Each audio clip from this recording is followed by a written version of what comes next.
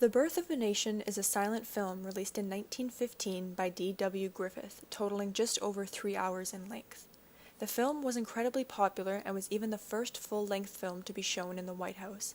It was an impactful film at the time, often being praised for its technical aspects. The story itself is separated into two halves. The first focuses on the Civil War taking place between the Unionists and the Confederates, where the audience familiarizes themselves with two families: the Camerons, the Southern Confederates, and the Stomans, the Northern Unionists. Although these families are on different sides of the war, there is a close connection between them. This connection ultimately boils down to their whiteness, bringing them together. It is because of this that I will demonstrate how The Birth of a Nation helped reproduce narratives of white supremacy through stereotypes and racist ideologies. Many of these instances take place in the second part of the film, which depicts Reconstruction through an unsurprisingly white perspective. Before delving too much into the story, however, it's important to think about the characters being depicted. Although the odd black actor can be seen within the film, the use of blackface on white actors is rampant. Not only does this just look wrong in general, but it creates a power imbalance that gives white bodies the chance to emulate black bodies for how they choose to see them. In Richard Dyer's article, The Matter of Whiteness, Dyer discusses whiteness in the media and how it is often white bodies that have become normalized, which in turn creates the notion that racialized bodies should be seen as other. Throughout the film, white bodies are always seen as more elegant, more innocent, more superior. Even those who are mixed race are forced into a black category. Characters such as Silas Lynch, a lieutenant governor, and Lydia, the Stoneman's housekeeper, are both described as being mulattoes, a term used to describe those of black and white mixed race. It's believed that the term mulatto came from the term mulus in Latin, meaning mule, half horse, half donkey. This term ultimately dehumanizes both Silas and Lydia. Now onto the story itself. Within the first few minutes of the film, the audience is greeted by the main message that states, "If in this work we have conveyed to the mind that the ravages of war to the end, that war may be held in abhorrence, this effort will not have been in vain." Now, although this message may seem positive, a pacifist message on a film about war, it is immediately followed up by stating, "The bringing of the African to America planted the first seed of disunion."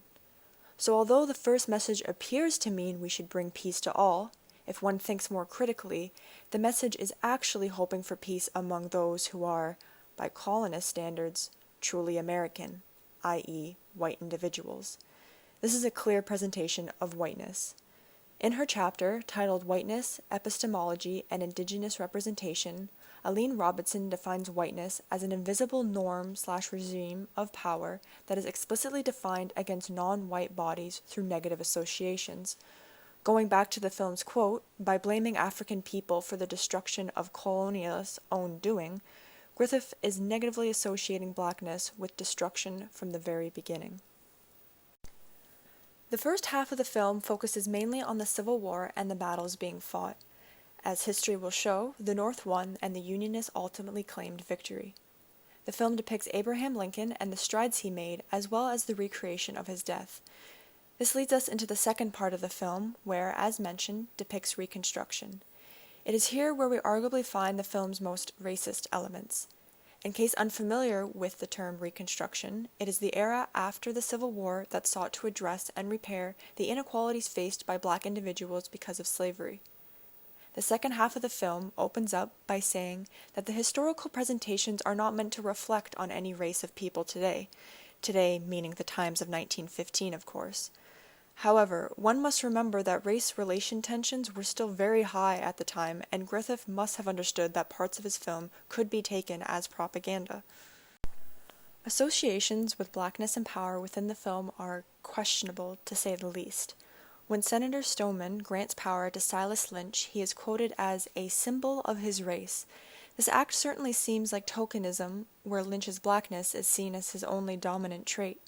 Senator Summers, a Confederate, tries to argue with the Stoneman leader to create a less dangerous policy, fearing what a non-white body in power would do when whiteness has always been the norm. The riot in the Masters Hall scene depicts the State House of Representatives, a majority of whom are black. Many of the black individuals who are being depicted are acting completely unprofessional in the scene. Some have their bare feet up on the desks, some are eating, and some are even getting drunk. Many of them struggle to keep attention to the task at hand and choose instead to take their position as a joke, seemingly not caring what happens to society. Choosing to show racialized bodies in this fashion not only reproduces the stereotype of black people being lazy, but it also propagates the idea that those who are not white cannot handle positions of power and thereby must be controlled. It is at this point of the film where things begin to look bleak for the oldest Cameron son, Ben, who, as the film states, was in agony of soul over the degradation and ruin of his people. His people, in this case, meant not just those who were Southern, but white people as a whole. Ben Cameron's Southern white roots were no longer being held on a pedestal. He felt threatened by this. While sitting cliffside, he notices 2 white children in possession of a white sheet, which they then hide under. When a group of black children are passing by, they jump out and scare them away. The only 2 words that appear on screen after this is, "the inspiration." 2 simple words, yet the message conveyed within these words is powerful.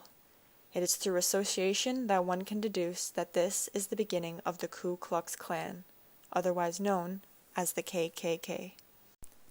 When mentions of the KKK appear, for many, negative connotations arise. However, in The Birth of a Nation, the KKK is described as the organization that saved the South from the anarchy of black rule. Although the KKK is seen as a murderous band of outlaws by the North, the reactions of their acts later on in the film suggest otherwise. Around a third of the way through the film, Gus, a black renegade soldier, is seen stalking Flora, the youngest Cameron daughter. There is a scene where the camera shifts from a squirrel Flora is viewing to the darkened image of Gus spying on her from behind a tree. One could argue that this was not done mistakenly, but rather used to amplify the animalistic stereotypes often plaguing racialized bodies. Gus then approaches Flora, stating that he's a captain who wants to get married. This frightens Flora, and a long chase begins. The entire scene seems very predator versus prey-like. This eventually leads to Flora jumping off a cliff to her death, purely to avoid having any more interactions with this renegade soldier. The viewer then finds themselves watching Gus enter into a gin mill filled with only black individuals. In contrast, the view also flips to white laborers working. If one critically thinks about the contrast being shown here, white individuals are seen as hard-working and determined, while those who are black are once again being stereotyped as lazy and deviant. Enraged by the unnecessary death of his sister, Ben Cameron and the other Southerners go on a hunt to find Gus. After a brief fight with one of the Southern laborers, Gus attempts to flee on horseback, but is then shot down and taken to trial. The so-called trial that takes place within the film is incredibly short, with a shot panning back to a deceased Flora lying restfully with flowers and her family surrounding her. Unsurprisingly, Gus is nearly immediately found guilty, shot dead, and then left on the doorstep of Lynch's headquarters with a KKK note being placed on him. Gus is not human to the KKK. This is not a dead body of a human being left on Lynch's doorsteps. This is a symbol of what happens when white supremacy is questioned. The powerful white mind versus the body of a black criminal. In a journal article by Catherine Lennard, the KKK costuming is specifically looked at and analyzed. Lennard brings up the idea of the costumes looking very militant. Members wear clean white robes with pointed helmets. By choosing to present the Ku Klux Klan in this fashion, it makes it seem like their acts are a moral duty. As stated previously, The Birth of a Nation portrayed the KKK as a savior for the South. In retaliation to the Ku Klux Klan, Northern soldiers arrest and sentence to death anyone who is in possession of a KKK robe. The Cameron residence is found to have one, and Dr. Cameron, head of the household, is immediately arrested. It is interesting to note, however, that it is the housekeepers, otherwise known as the faithful souls, who take it upon themselves to rescue Dr. Cameron, albeit in what is supposed to be a comedic way. When the Cameron family finally escapes, they find refuge in a northern cabin, and the following quote appears on screen. "The former enemies of North and South are united again in common defense of their Aryan birthright. Whiteness is being represented here once again, offsetting itself as superior to racialized individuals. Back at Silas Lynch's residence, Elise Stoneman begs for Lynch's help to not arrest Dr. Cameron. Lynch instead proposes to Elise, offering her to be his queen in his Black Empire. Upon denial, Elise goes into a frenzy and eventually faints. Lynch then holds her as captive in a forced marriage. Black is now the captor, and white is now the captured. Throughout the film, there was never true equality ever to be seen. Black people in the film were either like Silas Lynch, who used the power he had to start a black empire to overthrow whites, or the faithful servants of the South who stood up for what was right. Afterwards, the Ku Klux Klan returned to town like superheroes to rescue the white individuals who had been isolated in their homes due to the black empire that has taken over. The Southern KKK claims victory as they drive out blacks from the streets. They come to Dr. Cameron's rescue in the small northern cabin and defeat the northern soldiers. They all then return back to town where peace had, arguably, been restored. They all ride into town on horseback looking like royalty, both the North and South coming together. During the next election, blacks are forced to side with the KKK, who threatens them with guns to vote for their side.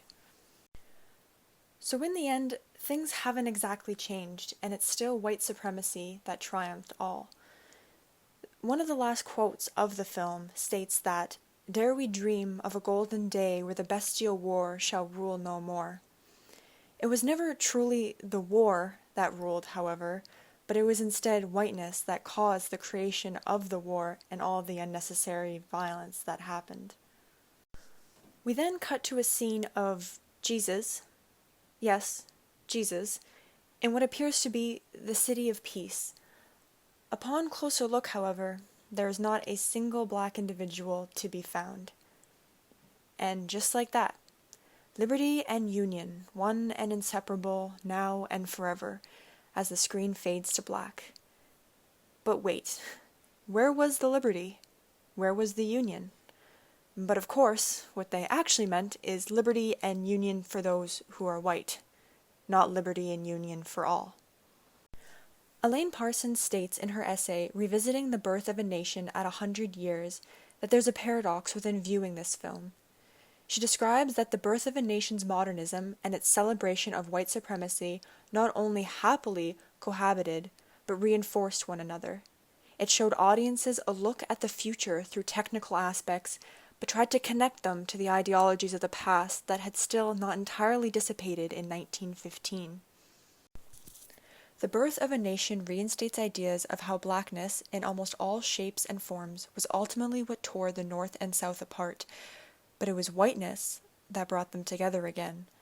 Complete peace among the races within the film was never really an option. One takeaway message from the film could arguably be that war is pointless, don't fight. That is, unless it is to protect your Aryan birthright, then in that case, go for it. Within a time where movies seemed like magic and the masses were impressionable, the paradoxical forces which call The Birth of a Nation an unforgettable classic allow white supremacy and racist ideologies within the film to further sink into American society at the time of the film's release.